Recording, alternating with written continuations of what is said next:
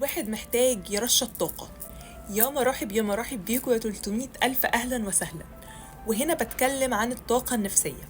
أيوة، الواحد محتاج يرشد طاقته النفسية، يرشد استخدام قلبه ومشاعره وعواطفه، عقله وأفكاره، ما يخشش بكل حاجة كده بوشه. حلو إن البني آدم يكون بيسمع ويكون بيساعد ويكون يعني بيتعاطف مع اللي حواليه.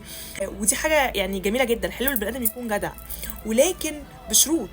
يعني الواحد لما بيبالغ قوي في التعاطف وان هو يخش قوي بمشاعره في حياة الناس، بيدفع تمن ده من قلبه ومن طاقته النفسية. بيبقى عامل زي الازازة كده اللي اتملت سلبية من هنا وسلبية من هنا وسلبية من هنا.